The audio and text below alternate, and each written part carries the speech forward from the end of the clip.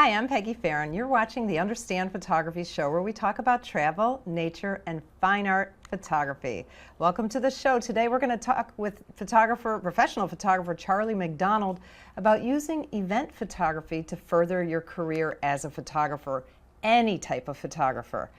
The Understand Photography Show is first a podcast, so if you're watching and wondering why we don't have any visuals, that's why, because we have a much larger audience who listen to us than view us on YouTube or Facebook, but we are always coming out with a new show, 4 p.m. Eastern Time, Fridays. We put it on YouTube, we put it as a podcast, and we put it on Facebook. And we have a Facebook watch party every Friday, so you could watch with us. It's kind of fun. Anyway, all the information is on our website, understandphotography.com, and you'll see there's a tab that says the Understand Photography Show. But before you get there, if you just go to understandphotography.com, the first thing you're going to see is click here for freebies. Now, once you click there, you have a choice of different downloads or videos to watch. We've got travel tips for photographers, which camera should I buy, how to get tack sharp images, practical gifts for photographers, all kinds of choices in there, and that will put you on our mailing list. We send out a newsletter once a month. We also have 2 Facebook groups, and you can just go to facebook.com/understandphotography, and you'll see it says groups down at the bottom somewhere. One is a general group where you can ask questions, anything about business, about technical thing, what kind of camera, what kind of lens should I buy, whatever you want. You can just show off your pictures. You can ask for critiques if you like. That's called the Understand Photography Group, a very creative name. Anyway, the other one is a more recent group. It's called Selling Your Photography as Art. And that is all about the business of selling your artwork. Okay, so we talk about that, and we have discussions, and we share and talk and things like that. So today, on the Understand Photography Show, my guest is my very good friend, Charlie McDonald. Charlie and I have been friends for over 20 years, I believe. We've been friends for a really long time. We have seen our careers go all over the place. Charlie is a professional photographer here in Naples, Florida, and he specializes in corporate conferences, events, and commercial advertising. He's been a professional photographer in this area for more than 23 years. So welcome, my friend. Thanks, Peggy. It's nice to see your handsome Good to see face. Because we always just talk on the phone. We hardly ever see each other. I know. So we have to do a podcast just to get together. Yeah. All right. Now, we were both wedding photographers when we met, right? Yes, absolutely. In fact, I remember when I met you, you were assisting Louis at a bat mitzvah. Yep, that's right. That's the first time I ever met you, and I was doing the video, and you guys were doing the photography. Yeah. I don't know why I'll never forget that, but I think you had a digital camera. Yes. Yep. And Louis was so enamored by oh, look at his camera, and yeah. It was so exciting back then to have a digital camera. I think he was still shooting a Hasselblad probably Yeah. at the time. I can't remember whose bat mitzvah it was, but I do remember that's where I met you. So now I have watched your career, and you have become the big man in town as far as commercial photography. And event photography is pretty much how you got there. Right. Yeah. And I'm just going to give a little background from my perspective. You can correct me if I'm wrong. I remember when you made the decision you wanted to do more corporate events. But what you wanted to do and what happened weren't the same things. Am I right there? Right. Yep. We had a divergence. Yes. So tell us a little bit about your career, the short version. Okay. Well, yeah, and in fact, you really helped because I remember you had recommended that I do Florida Weekly shoots where I was getting out and doing events all the time, which we'll get more into. But stop right there because Yeah. people might not even know what Florida Weekly is. Yeah, Florida Weekly is a local newsprint weekly publication, but great writing. Everybody picks it up, no matter what. Even though there's glossy magazines, everybody picks up. You want to know what's going on. Florida Weekly lets you know that, and then, of course, publishes all the event photos from a lot of the big events around town. So. And I really think that's part of the success, the reason that Florida Weekly has been so successful, because everybody picks up that newspaper to see if they're in it. Right. Because they've got pages and pages of pictures from events. Right. So you got a job there bartering for ads. Yep, and you were the one who told me to do it because Yep. I was thinking I wasn't sure whether to do it. It was newsprint, and I shot for magazines, and that was the greatest advice I'd ever had in my career was you telling me that no, I should get involved in Florida Weekly and get Awesome. out to the events, and really that ties into our conversation today as well, because how I built my business. Okay, so now you're doing a lot of society and charitable events as well as corporate events. Correct. Yeah, yeah, and it's just a pathway to other things too. It's a pathway to headshots. It's a pathway to the all the marketing shoots I do now for the magazines. It's been a great, doing the events has been a great path to build my business. And for me too. You know, I started, well, if people listen to my show, they know my story that I went broke and I took an event photography job because I needed money. And I just, honestly, I didn't want to do it. The only event photography I ever did was when I was working for you once in a while. But I got a job at the Naples Art Association doing all of their events, and that got me into the high society of Naples, which I would have never, I mean, I was a photographer, 10 years before I was in the high society of Naples. Right. And it was strictly that one job that got me in there, because I started meeting, well, I met Sandy Moran, who helped my career so much. Right. She's just a wonderful person. If somebody likes you, they help you, right? Yeah. So let's say that I am starting out and I want to be a wildlife photographer. What is that going to be different? Okay, because I can think of a wildlife photographer here who did this path, and then we have a quirky fine art photographer that's a friend of ours named Mila Bridger. She was on the show. She also uses event photography to sell her artwork. How do you now, you obviously need to get started. What type of event should you go after, or should you just go after everything? Well, that's interesting, and a lot of people will if they're consider themselves an artist and they want to do like wildlife and that, and they think, well, events are me. I don't want to be an event photographer because that's sort of mundane, but it opens the paths. So the events, I mean, you're going to be looking for, if you're starting out, any type of event. Okay. A charity event. I mean, anything that's going on. You might have a church event. I mean, I think that you need to get your feet wet, and it's networking and building your following, building the people that are going to see you. And so at the beginning, I would take any event I could, because it gets you out in the public. It gets you out in the public eye, people see you.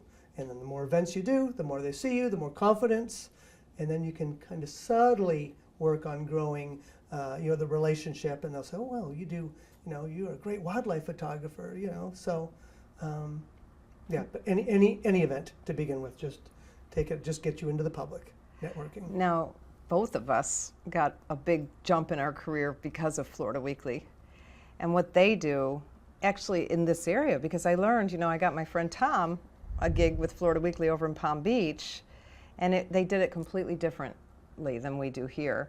But we submit photos for events, and then we barter for ads, right? And when I first started, of course, I didn't have any of my real work, which was portrait photography, so I was taking every job that came through.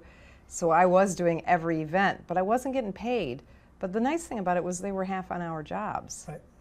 So it was quick and easy. And because of the trade for advertising, say if you are a landscape photographer or an art photographer, then the ad that you barter for promotes what you really love to do and where you want to make your money.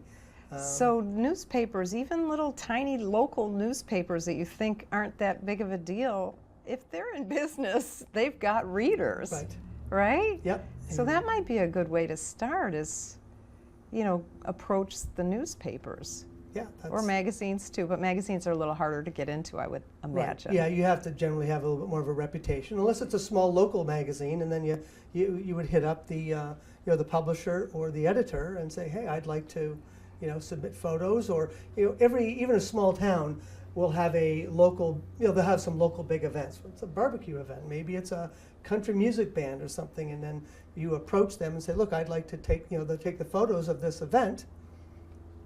That's a way to get in. If you're not in you're in a small market. We're in a bigger market. We're in a sort of medium-sized market here in Naples, but really it would apply to anywhere in the country. I have another story of one of my students. I guess she's kind of advanced at this point, but she is heavily involved in the Naples Women's Club, and she started just photographing their events. And she's turned that into a little business now because they started really liking her pictures. She started getting good at event photography because you're not good at it right off the bat. And so she's got a little side business just doing events for, the society, women who belong to the club. They want her to do their cocktail party or whatever, and she's charging money and doing it Right. on the side. Just as she's retired. She's not really looking for a real career, but she does it for fun and a little bit of money. So, all right, so let's say, okay, so we try to get in the newspaper shuts the door in our face. You gotta be ready for a little rejection, right? You do. That's right. That's So right. where There are else? ways around that. So what else? Okay, so say I am, a nature photographer. Where would I go? I would volunteer my services to some of the galas or the fundraisers. Everybody has there may be a nature conservancy somewhere. They're all over the country. It could be a zoo. It could be A zoo is yeah, good just one. different businesses. Especially if you like nature and you like animals, then you volunteer. Because the people that are involved in those types of, and typically they're charitable, they love animals, they love wildlife, they love landscapes, and that's the type of people that will eventually become your market anyway. So get to know them and volunteer. Okay. A lot of people go in and they'll say they expect to be paid, and that's the wrong way to build your connections. Yeah, now after you're established, you better be Yeah. paid. Absolutely, because then absolutely, you've earned it. Even if from you- the charities. Yes, Unless it's and- your mother's charity. That's the one I do for free.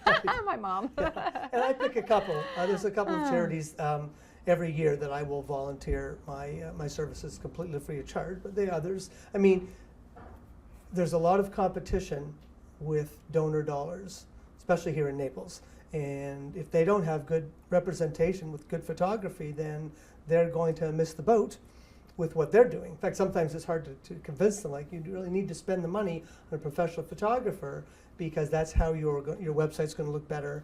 And then even giving that advice to them, you build credibility. And credibility is huge as you build the other parts of your business. Okay. All right. So if we're a nature photographer, we're going to find the Conservancy, the Everglades Foundation, the Rookery Bay, the zoo. I like that one. What about somebody like Mila, who does kind of quirky? You guys have to check out her website. She's so fun. MilaBridger.com. The artistic type of portrait type of strange things that she does. Yeah. You get involved in art associations, because you have to. If you're a creative, maybe off the wall or out of the box photographer, then you have to get closer to those like-minded individuals, and you're not going to find them at a sporting event. Yeah. You're going to find them at any type of art association, something that brings creative minds together, because that's eventually, again, going to be your market if you want to start selling your Okay, work. so like here we have the Naples Art Association. We've got Bonita has an art association. Yep. Fort Myers has the Lee County. We've got the United Arts Council. What about museums? Yeah, absolutely, because Now you work museums for the draw- museum here, but you're a paid photographer for working for the museum here, right? Correct. Yeah. So, but would that be a good place? I'm not Yeah, trying to get rid of. I'm not trying to have somebody steal your job there. No. Yeah, because we all have different things. Some people are more super artistic and more advanced, and that's going to appeal to a different market than I am. I'm a little bit more traditional and straightforward. And so, and you'll find clients, they will hire one person over another because that appeals to exactly what they're looking for. I have a lot of corporate gigs and that because I'm kind of, a lot of banks and attorneys because I just go straight down the line. This is what they want, good clean images. They don't want anything artistic. A few of them are starting to branch into it, which I like. Yeah. Because I like to be able to tap into the creativity and make Yeah. a shoot a little more elevated. But yeah, you've got to look for the people that are like-minded in the associations Okay. to try to get in. All right, so now we've decided. I'm going to narrow it down to 5 places I'm going to call on. How do I call on them? I'm scared. Yeah. I think it's that is, fortunately you and I have not had to do that to build our No, business. we got lucky. But at the beginning, I think it's just sending a beautifully worded, even an email, just saying, this is what I do. I would like to help you. If you need anything, that's a big thing. If you need anything, as Okay. opposed to I can do this for you. That's sort of, you've got to you've got to culture the relationship. Okay. And so I would think that, sending an email, maybe a link, absolutely a link to the portfolio of your work. I Oh, think because, okay. an email is just words on a page, and you can kind of give your message, but the message, especially for us who are in imaging, people want to see your images. Yes. They want to see, wow, that's, you've got some really cool images, I think you should always have, even if it's one of the free websites, just always have a website to showcase your work. Yeah. Because people, you're just words until they can see your work. Right. Although And, one thing that you slipped out and said a free website, make sure it doesn't say it's free on the website anymore, like Wix free website. That is the biggest I turnoff agree. on earth. That's right, because But you can have a free WordPress site and it doesn't say it's free Right. anywhere. So Yeah, I agree. That elevates the image that you present to the public if you don't see the free website. Yeah. Well, your website is your brochure. Right. And so it better look pretty nice. And if you want to sell high-end art pieces, you better look high-end. Absolutely. Right? Yep. If you want to charge, $25 for an 8x10, you're never going to make any money. You can go to the flea market and sell it. But Right. if you want to sell your 8x10 for $400, you better have the right kind of clientele. Yeah. So, okay, so you're going to email them. So, yeah, we'd and then email do you them. follow up? Or? Interesting. I would, it's tough because one of the things that you don't want to be seen as pushy in this business. Right. And there are pushy people, and I know that when I'm dealing in business, people are pushy towards me. I tend to shy away, and so it takes a lot of patience. I covered a lot of meetings for the membership directors of Southwest Florida. Oh, yeah, that's They're all right. connected with all the country clubs. And I never handed a card out. I didn't do anything right away. I just wanted them to know me. I took photos for them. I gave them the photos from their monthly meetings. They were very happy. Got a lot of them into Florida Weekly, so that made them happier. But I never pushed what I could do for them until they started to come to me. It was, and as I said, it takes patience. You've got a culture. But when you do, they're very confident because you're not doing the hard sell. Yes. And that's hard for people to do because they want to. They're excited. They get this great photography. They want to, get it out to people. But I've always been the soft sell. Just, It's funny you say that because I can think of several young photographers who have taken classes with me that they did. They just went out there like, I'm the greatest. And boy, there they are finally now, 4 or 5 years later, I see them starting to do the things they should have done 4 or 5 years ago. Because especially if you want to get into people who can afford to pay you well, it takes a long time for them to trust you.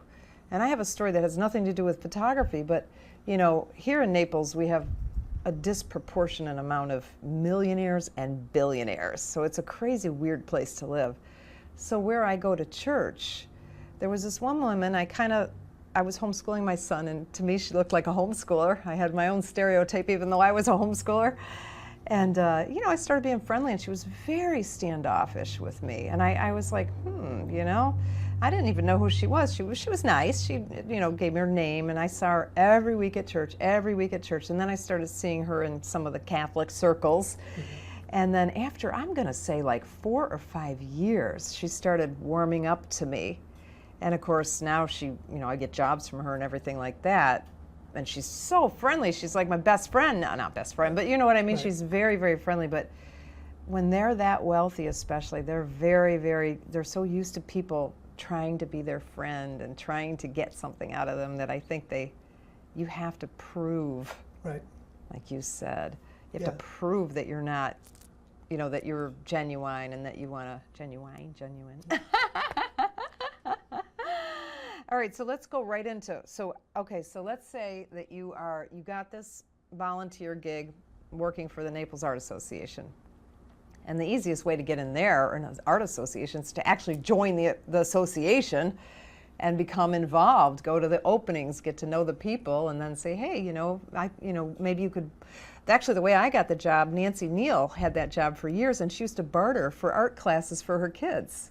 Right. And then she had some kind of health issue, and she asked me to go and take over the job for her. That's how I got that job, which is another thing. To network with other photographers is always a good idea because we've given each other jobs many times over the years. Yeah. So I show up for my first event. Actually, I can remember my first event at the Naples Art Association because I had been a wedding photographer I knew how to take pictures, but what I didn't know is she said, "Where's your pad of paper?" And I was like, I didn't even know what she was, why would I need a pad of paper? So can you give us some steps, like if it's your first event photographer, what do you do? Okay, so you got the job and we already said you're gonna find out, like, no, we didn't talk about this yet. Well, okay, so you've got, let's say The you got the job. consultation. Right, yeah, consultation is important. I reach out to the organization or the point you always need to know your point of contact for the event. That's very important, because a lot of these organizations, they'll have different layers of people, personnel. It's always very important to define who the point of contact is. So the it might person who take hires you might not be the same person That's correct, that you're gonna yeah. meet at the event. Oh, That's okay, right. So that's good. that's important. But even before the event, I ask them, I want to know what their expectations are for the photography. Okay. Actually, case in point, I've been doing this for years, and just this past Sunday, I was at I was Island Country Club in Marco, and I was doing their Easter, their different Easter brunches, and I showed up. Easter brunch, the first sitting was at 11 o'clock. According to the information was sent, I showed up at 10 o'clock. And so I'm starting, there's nobody to shoot so I'm doing all these cool decor shots. And then at 11 o'clock, people started coming in, and the general manager comes to me, who wasn't the one who hired me, and said, well, we just want people shots. We don't need decor. Do you spend an hour taking all those pictures? I got great decor shots. And they can use them in their marketing and that. So I think it's important ahead of time. I do ask, I said, what are your level of expectations? I'll ask them, give us a shot list. Because the last thing you want to do is you want to go into a job, and then you leave the job, you deliver the photos to the client, and they said, well, how come we didn't get shots of, we really wanted, this person was a VIP and we didn't get them, so it's very important to have clarity as to what their expectations are. And I ask for a shot list, because I'd like to know. They don't give me one, then, and I really try to insist on some direction. Because of course, if this is our first job, we want to impress the client. Right. And so we want to take the photos that they expect. So, email correspondence ahead of time. We always ask, can you give us a shot list? Okay. Tell us who the point of contact person is there, so you're not wandering around looking, want to Yeah. know, you want to report in as well. Again, you have to show responsibility. Again, this is all building the culture of your business. So, show up. You always show up ahead of time. Yeah, never show up on time. Nope. Show up early. That's right, always. I like to do it because I like to get the lay of the land. I want to look at the lighting. Is there hot spots? Is there sun coming through windows at the event? Or if it's an evening event, is it outside, is it inside? Where's the best lighting? And they feel good. Oh, they showed up early. Yeah. Because if you're an event planner or a person of authority, and they don't want to be waiting. Oh, it's 2 minutes. The event starts in 2 minutes, and the photographer's not here. Yeah. So you build confidence again in how you do your business. You're very professional. Show up early.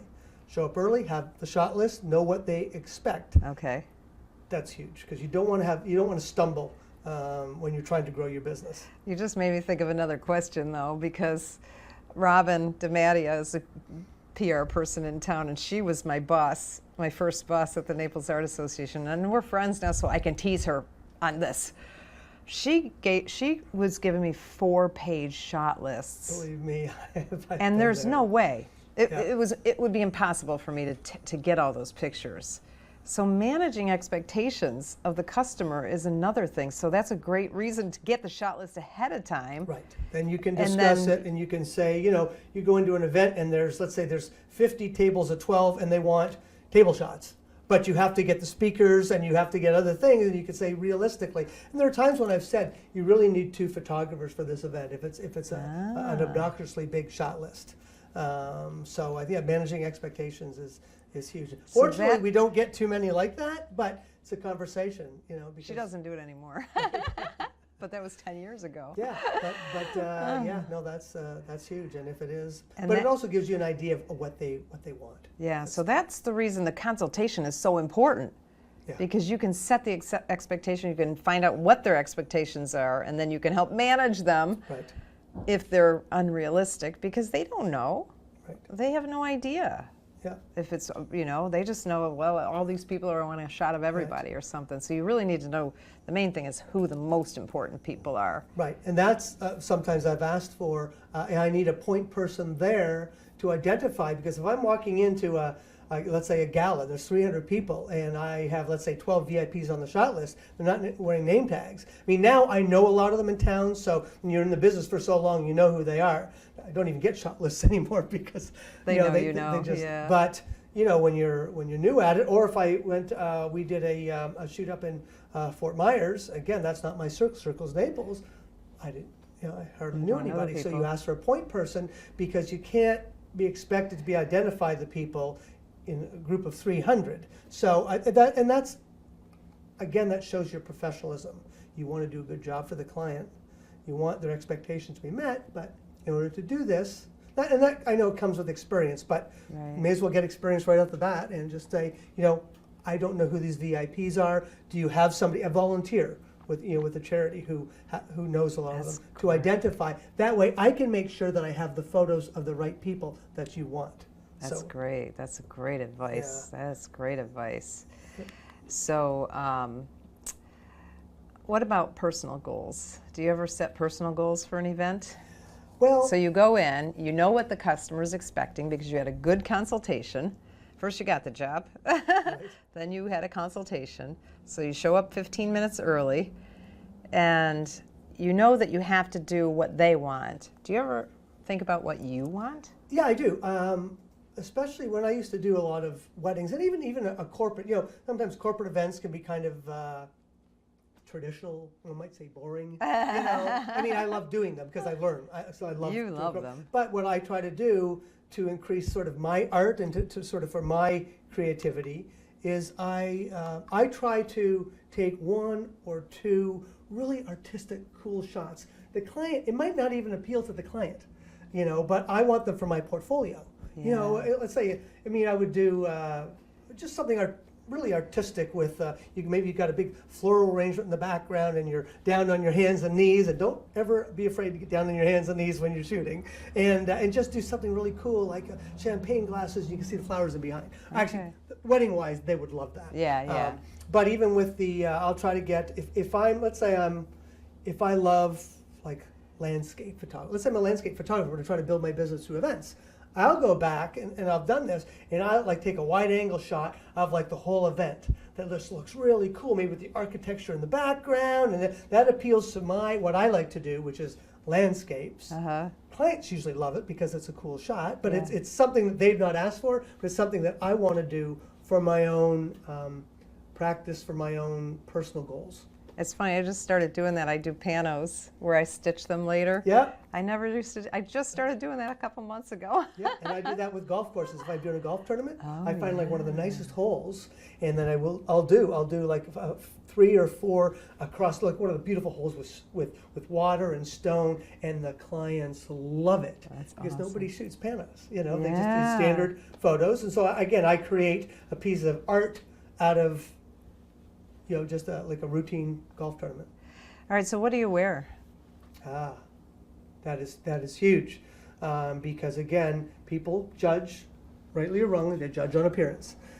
So when you're doing, for example, if I'm doing a corporate event at the Ritz, jacket and tie, because I know that that's the level. These are black tie events, a lot of them, and I don't think I've ever done an event where I've worn jeans, for example. And a lot of photography you see the newspaper photographers, they show up in jeans, the kind of sloppy shirt, and that does not, and that's why they don't do what we do. I think it's disrespectful to tell you the truth, Yeah. to show up for an event like that, looking like that. I've seen a lot of newspaper people come in torn jeans to black tie gala. It's a different culture, but you dress according to. I always have as a male, always dress pants and a dress shirt, minimum. Mm-hmm. Even when I'm doing a portrait on the beach, I always have nice dress slacks, maybe a short sleeve if it's hot in the sun, but always dress button. You always have to look well put together, because people judge you on looks. If you look sloppy, they think, well, maybe his work's sloppy, or maybe their work ethic, so you have to look well put together. Right. That's the easiest way. And then you just move up and down the level depending on where you are. Like what if a golf outing, what do you wear for that? You wear golf tennis outing, shoes? I'll wear, no, I have some nice casual soft shoes. They're dress shoes. In fact, a lot of the pros when they play, they have like long khaki pants on. A couple times I've been, oh, you one of the pros because you're. But see again, they're representing too. They're not dressed in shorts. So Right. I know some photographers will wear shorts on a golf course. I don't. The golf if the golf pros are wearing long pants, and I am So as are well. you. Okay. And then I'll usually wear just a collared shirt. Again, I won't wear a t-shirt. A couple of the clients I've got to know, they'll actually give me maybe their golf shirt from the event sort of thing that's got the charity logo on it, and so I'll go put that on. That makes Okay. the client feel good. Yeah. And again, they've asked you to do it, so you're not looking to casual Yeah. client because you're managing the client, but also you're also your appearance to all the clientele that are attending event too. So you obviously want to do well for the client, but also if you're building your business, if you have artwork you're going to sell or whatever, those are your potential clients in the audience, and so you have to look like you're well put together for them because 3 or 4 years down the road, they may be your buyers. Right. So you never Right. know who's going to be. Again, we're trying to grow our business. Exactly. You know. So impressions make a big, big, Yeah. big deal. Your They first do. impression. I mean, you could be a brilliant photographer, but just people, they gravitate towards people. So always dress smartly. For me, I have what I call uniforms. I have a bunch of black shirts and a bunch of black skirts and a bunch of black pants. And unfortunately, I have ugly shoes because I need a little height because I'm short. Right. But to be comfortable, you're Yeah. on marble floors carrying heavy equipment. My shoes Yeah. are kind of ugly, but they're dress shoes. They're just not, Right. they're not cute. Yeah. But I just wear black all the time. Yeah. I mean, it's so much easier for me, and you just sort of blend in. The only time I struggle is because I hardly ever do golf outings, but every once in a while I do. I'm like, what am I You going do to not wear? Black on the golf. Not in Florida. I have a couple of short sleeve button-up shirts that I wear. One thing, the advantage is the black doesn't show the sweat stains when you're out Oh, on the that's golf good. course. Yeah, but you're going to sweat a lot more. But yeah, and a lot of people ask, well, why do photographers and videographers, why do you wear black? And I mean, for people who don't know, it's just so you blend in. Yeah. It's not, when you go into an event, it's not about you.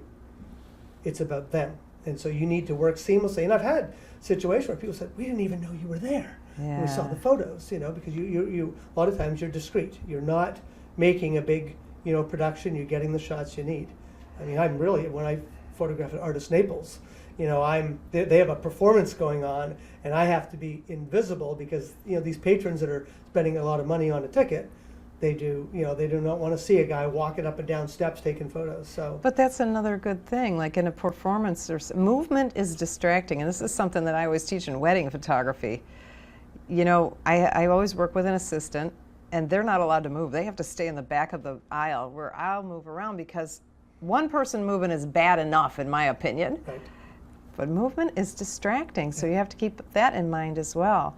Another thing, I just want to touch one more thing about clothing, because this, again, is going to throw back to my wedding when I was doing videos, and I worked with a lot of photographers in town. There was one photographer, and the customers used to complain about her all the time because she wore these skimpy little halter top type of stuff to their wedding. It was so inappropriate.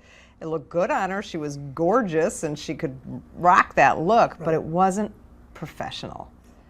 So no loud colors, no slinky dresses, Right. no. Yeah.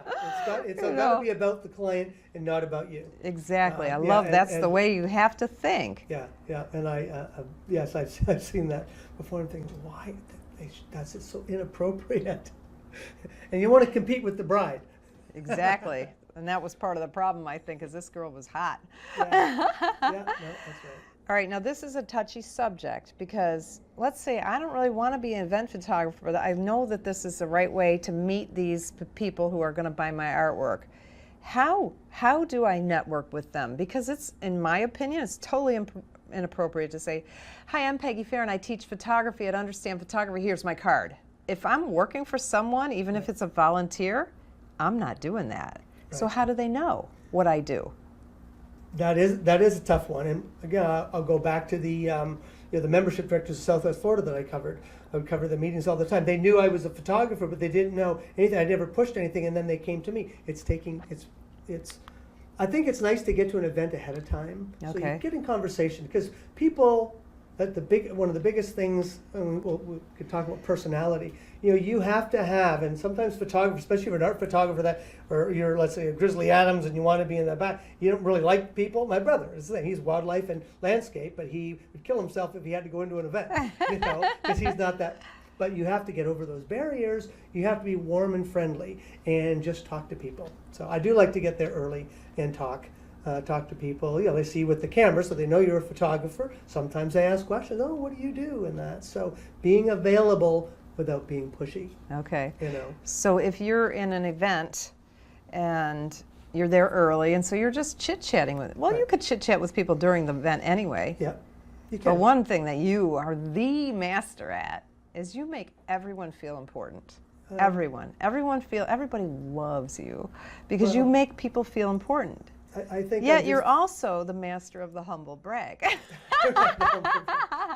Yeah, the humble. How I do know we what you mean by the learn humble how to brag. make that combination work? Because I've never seen anyone as good as you. You are the best. I love people to begin with. I mean, and I am a people person. That's why I love doing events. That's why I'm not sitting in the middle of the Everglades, taking a sunrise. Although I love that. I mean, Yeah. that would be my fun time. Yeah. But you do have to have affinity for loving people. That's the one thing. And if you're approaching, and it will help and elevate your event photography, and again, elevate your reputation if you're friendly with people. Because again, down the road, you want to sell them an art piece. Oh, they're such a nice person. People like nice people. Yes. They like positive energy. They gravitate toward it. So let's say I don't know how to be a nice person. Right. How would I be a nice person? Let's hope I do. But No, and I've seen it because there's a photographer who's worked for you and worked for me before, male, who was kind of, was standoffish, grumpy, Yeah. and has come a long way just through, I hate to say, but personal growth, I guess, and also realizing that if I want to build my clientele and build my jobs, people got to like me. Yeah. I have to be friendly. So you have to force yourself, even maybe out of your comfort zone. But just for me, just smiling, engaging with people, looking them in the eye. When you're taking a photo of them, I will compliment my guests. If I've got somebody who want to take a photo, I love your dress. There'll be these women, they're 65, 70, they're, matronly in a gala, but they've got, I love your dress. That is awesome. Bang, you got in. okay. And I actually mean it genuinely. I'm not doing it. But Right. if you don't, you can fake it. Right. I mean, for people who find that uncomfortable, you compliment them. Say something about, oh, look at that's a chic haircut. Or the guy, look at this. I'll have there'll be like the woman, there's two men. Oh, you got these two great handsome guys on either side of you. And I said, that's going to make for a great photo. You're engaged with. You're making them feel good about themselves. Okay. And selfishly, I get better photos. And I don't get the rejections. And I've seen people, the pushy photographer who just say, come on, over here, I want, and it doesn't work. Compliment them, make them feel warm, and you get a better photo. Then the client gets better photos. So It's a win-win-win-win. Yeah, it's a holistic way of approaching it. So if you are a very shy person, which is, I think, for you and me, we're not shy. Neither one of us is even a little bit shy, but I think a lot of people are shy. So maybe even ahead of time thinking of compliments that you might say, as long as you can try to do them naturally. I don't know. I mean, like make the out a smile is list the or biggest thing. something. The People, smile, People yeah. comment you all the time on your smile and your laugh, right? Same thing with me. Sometimes I get Mr. Smiley, So, and you can perfect a fake smile if you need to. You and I don't need to. But I did. But, the reason I started, I'll tell you why I'm so smiley, because I wasn't this way when I was young when I started, though, because I was a cocktail waitress. First I was just a regular waitress, and then I got a job as a cocktail waitress, and there was a band, and nobody could hear you. So you're screaming and all this other stuff, but to get the cocktail orders, and I just learned that I made a lot more money if I was smiling all the time. And so I trained myself to just smile, and now it's just part of who I am, because I was 19 at the time, because we could drink back then at 19. I think you can still work in a bar when you're 19. I'm not sure. I don't know. But yeah, that you have to. If you're shy, you got to, and it's personal growth. It's a way. But again, if you have this goal of what you want to achieve a few years down the road of selling your art pieces, like your art photography, or selling your landscapes, or maybe you just want to concentrate on family portraits, whatever you want to eventually do to really make your money and enjoy it, if that's the goal, you have to think, okay, well, this is the steps I have to do. This is what I have to do to build my business. I have to be friendly. I have to be engaging. And it's amazing because the more you do it, the more you realize how people react positively. So asking them questions is always better than trying to think of things to talk about yourself. Yeah, well, it's interesting because let's say if I'm socializing before an event, we just sort of naturally talk about Whatever. photography or, oh, this is a nice event. Wow, look at this decor, isn't it really cool? Okay. Just that there's So asking questions is a Right. really good way to yeah, you just engage compliments, questions, all the different ways to engage people. people. Right. Yeah, isn't this a fun event? To people, you become a cheerleader or a champion. Or what a too. great charity. I love what they do. Right. How Yeah, did you get involved with this charity? Things Yeah. like that. Yeah, that's a question that I don't ask enough of, and it's not not an invasive question. It's like, Yeah. you're excited about this charity. Well, this is a great charity. How did you get involved? And I think people respond because they're there to support a charity. They're doing it because they love.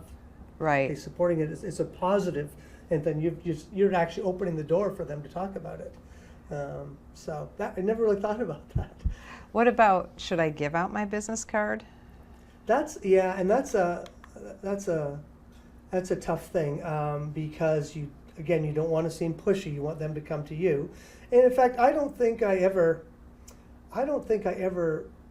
volunteered to hand out a business card ever. I think and it wouldn't have been the first or second or third. Maybe people see me the third or fourth time at an event, and they say, "Could I have one of your cards?" Or it's like, "Oh, well, my family's coming to town, and they've seen you at some other events. It's coming up to Thanksgiving, and I've seen you at these events. So could I have your card because we want to maybe do family portraits on the beach." Yeah. So I think that it's being in the public eye and them seeing you over and over. It's not like, and that's an important point we should make, is that these, let's say if you're volunteering or getting paid for an event, they're not one-offs. There is, I remember. So you should pick one group or two or three, however many groups, and try to kind of focus in on them.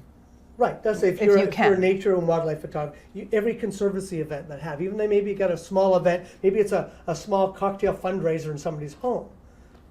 See if you can get in to take the photos. Because again, those people, and again, with the charities, the big donors are the ones that are going to be at most of the events. Yeah. And they keep seeing you.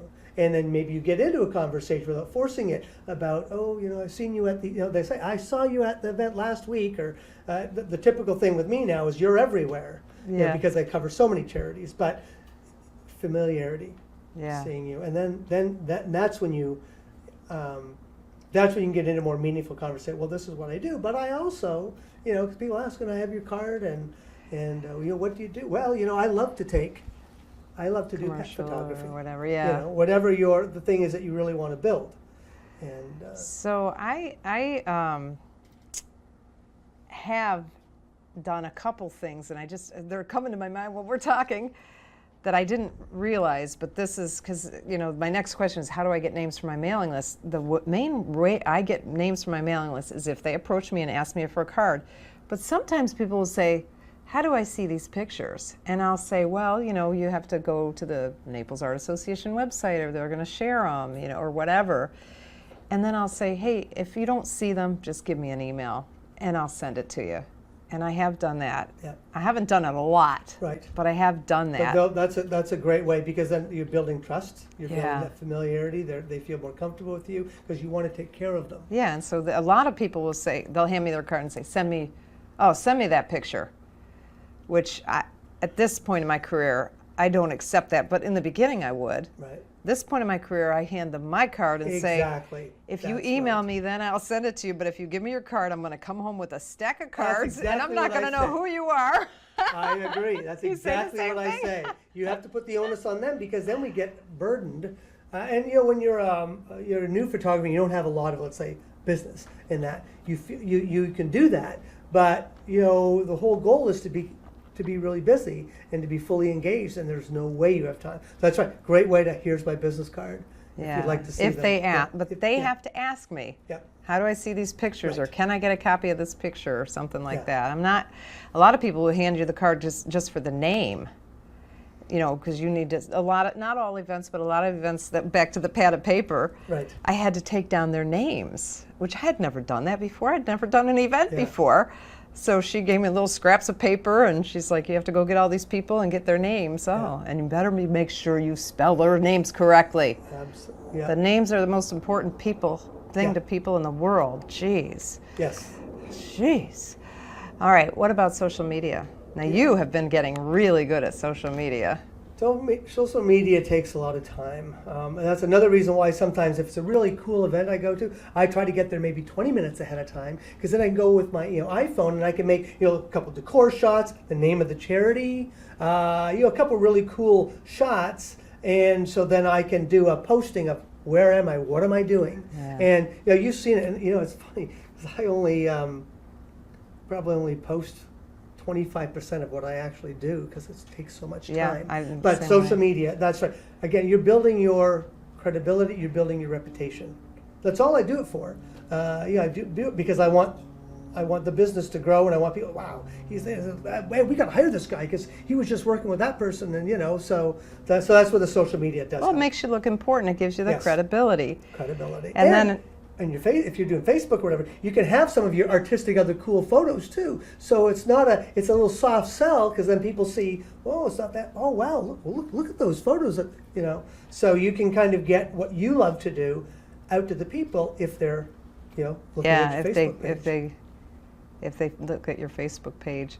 And one of the things that I have found, and this is why everybody who tries to friend me on Facebook, you can't, because I already have 5,000 friends. Because the business page is not as good. No. Because they don't show it to anybody. Where my personal page, they show to way more people. So I tend to post my... because I've had that own observation, but I never discuss it with anybody. And you're absolutely right. I mean, I will, some of my cool shoots I'll share over to my business page, but I really find with my personal Facebook page is where, and I was accepting, I accept a lot of friend requests because I do a lot of headshots. Let's say, there's a banker or something, or a lawyer. I don't have a lot in common with them, but hey, maybe they're a client. Realtors. We know there's lots of realtors here. In Florida, yeah. I think one in every 5 person is a real estate agent. Yeah. And then if you're doing that, you better make sure that your Facebook page is clean. Yeah. No swearing or vulgar jokes. I don't allow anybody to post on my timeline. I do have I set mine up timeline review. So if somebody wants to, they tag me in a post and all that stuff, I get to review it first before, and then I can say that I'll let it go into my time. That's a huge thing, because if somebody puts an inappropriate post and it appears on and then you've got a potential client looking at it, doesn't look good. So with me, I do timeline review. Well, one thing I learned also, this Facebook is really something, because somebody who works here has different political views than a lot of other people, a lot of the customers, and he did not post anything on his Facebook, but he liked something that was politically pretty offensive. He shouldn't have liked it. But that came on the side of somebody's Facebook, that this guy liked this post, and they said, I'm never doing business with you. They called me, I'm never doing business with you again, because he thought he posted it. He didn't post it, but all he did was liked it. Right. So you have to be so careful. Yeah, you do. So it's amazing. All right. So, okay. So we're going to be cautiously, friendly, but we still want people to know what we do. Social media is a great way to do that. Another thing that you post a lot is you do a lot of, at this point you're very successful, you do a lot of famous people, so you'll put a picture of a famous person with you on Facebook, which is a great idea. What about regular people? Do you ever take pictures of people and put them on your Facebook? Typically I'm doing the decor and capturing the whole event, so I don't do a lot of I don't do a lot of the regular people. It's not something I really haven't thought about. I want to do 4 or 5 photos from event to capture the flavor. If there's a celebrity, then I'll stand in with the celebrity and get that to help the reputation. But for the regular people, one thing I worry about sometimes is privacy issues. Yeah, they might not want you to post their picture. Right. Yep. Yeah. So that's always in the back of my mind too. Is that the celebrity, first of all, let's say the celebrity, I asked if I could have the photo taken. And they're always, usually I'm the one who's just taken like 50 photos of them, so they think they're tickled that, oh, the photographer wants to stand in. And there again, that's not a privacy issue because they're having They're a the photos public taken. figure. But yeah, with the other people, I tend to keep it private. Unless it's people you really know, Right. like your Charlie's Angels.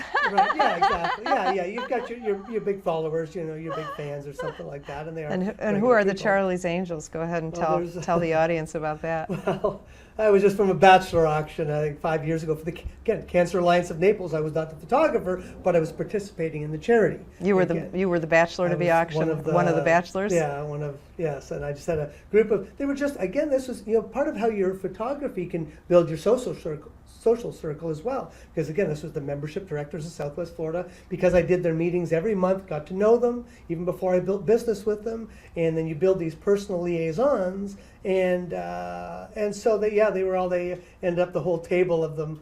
There was a table, and they all put in their money and bought me at the bachelor.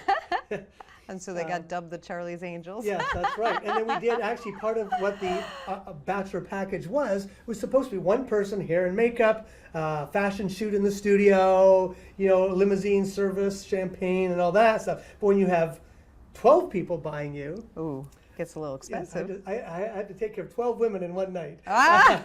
And we morphed out. What we did was we had a makeup artist come in. She did touch up. We had champagne and food, and we did this big fun. And it ended up being a Charlie's Angels shoot because a couple of them talked to each other. They all got like 8 little angel wings, Oh my They were dressed in gosh. black angel wings, and they said I had to wear white pants. So I wore like Charlie's, the TV show. Yeah. I had to wear all white, and then they gathered around me. And it was fun.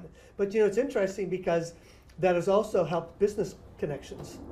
Because you have personal, but then you have, they were people from different country clubs. Say, hey, we need to hire you, or And so that could lead into family portraits for the people who belong to the club, from commercial work from Yeah. members of the club. More, of course, Absolutely. always more stuff at the club. yeah.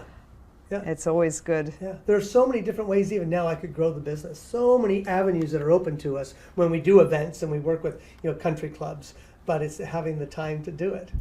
All right, let's just go. We have about 10 minutes left, so let's talk a little bit about the technical side. Not just technical, but composition and all that kind of stuff.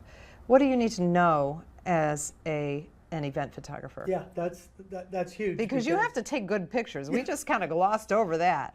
But Yeah. if you don't get good pictures, you're not going to be getting a second job. Absolutely. So it's important. You need to. A lot of events are. A lot of people are natural light photographers, which if an event is outside, helps. But then if you have a sunset event and you've got this harsh light coming in on somebody's face and the other side is in shadow, then you better be able to light that. And so you have to know your on-camera flash or exterior lighting. Boy, for am I. events. And inside, most of them are inside. Yeah, most of them are inside. You've got You a don't big have ballroom, good, yeah. and You you got can't fluorescent shoot- lights right. or. Yeah, so you have to be good at fill flash or using flash in an inside setting. No matter how much you want to take wildlife outside, you have to that's the biggest piece of advice.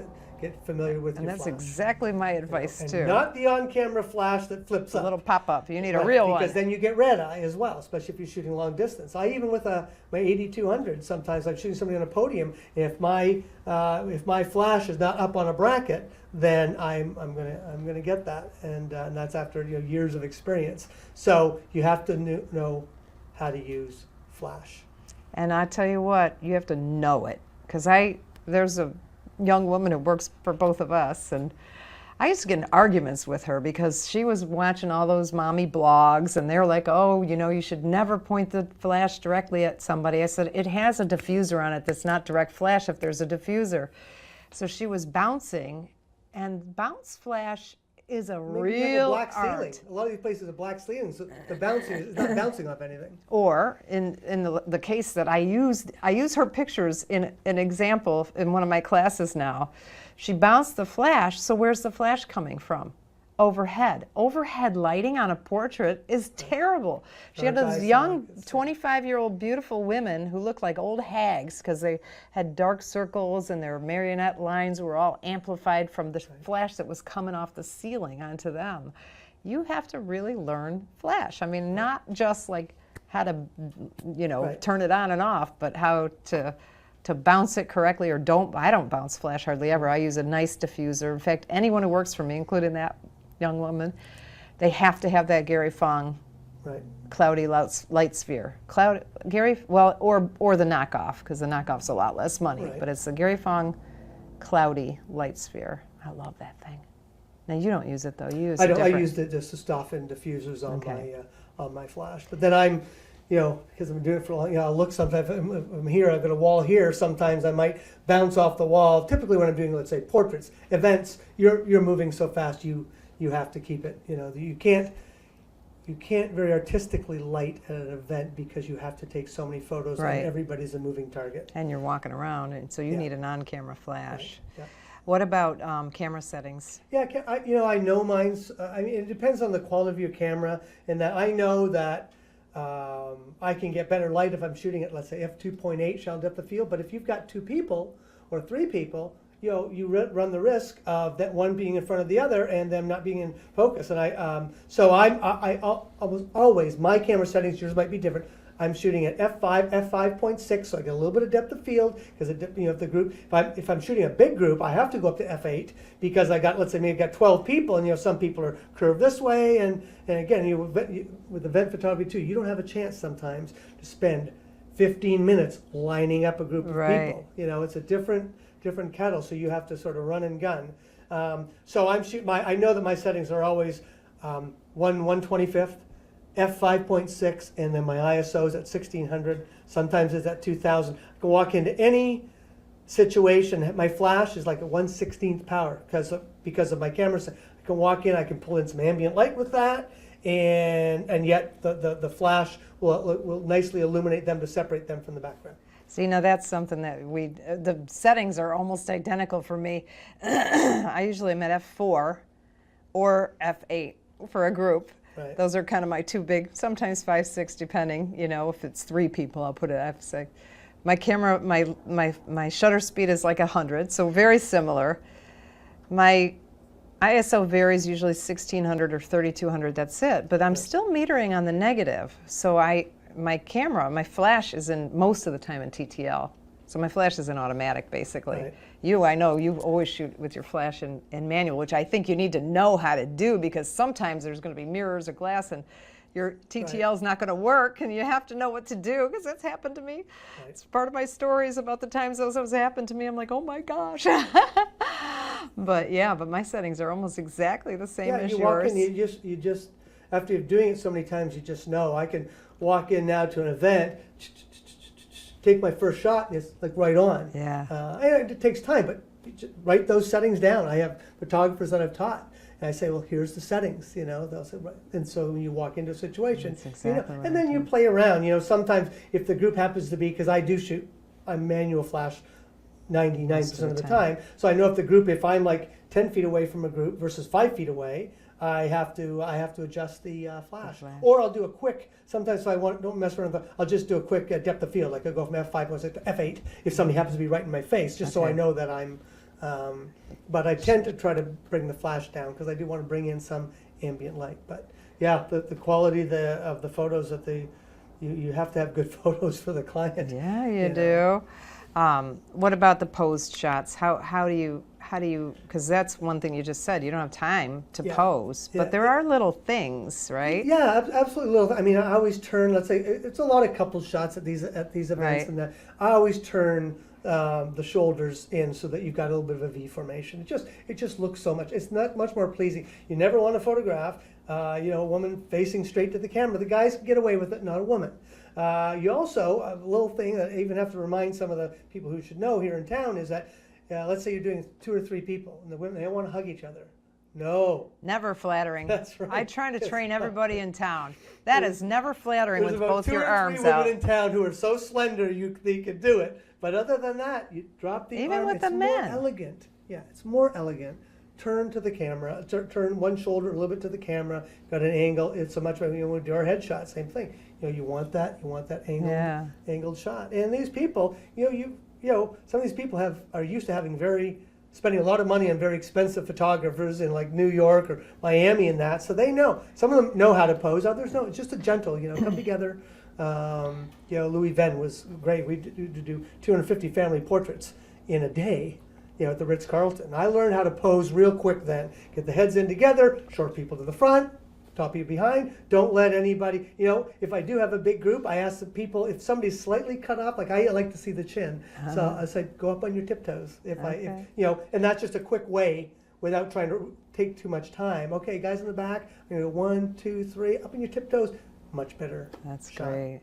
And I know I have one more piece of advice on that, because the other thing in events is if people don't know each other very well, they don't want to stand close to each other, and that gap is ugly. Right. Yep. You got to get them to stand in close to each I other. make a joke out of it. I say, you might not know each other, I say, but you're going to get friendly now. Or little things like that. You just have to be positive. Actually, it's a good way to connect people, because sometimes I've had a CEO of one company, another one of another, and they've never met each other. Oh, I'd like to get a shot of the two of you. But that's also another way to gain trust. I have one of these jobs that I've been doing for 10 years at the Shen. And I feel like I'm kind of like the membership director, where they come in and you're new here, let me introduce you to that person, and then I'll get a picture, and and then I'll leave them to talk to the person, but that gains trust too. Yeah, absolutely. So, boy, we could talk about this forever, but we can't because we ran out of time. So what adventures are coming up next for you? My personal adventure, and that is I'm flying into the wilderness of Northern Ontario to run a fishing lodge for 2 months. That's amazing to me. Yeah. And you've been doing that for 25 years? 25 years, yeah. Wow. Yeah, absolutely.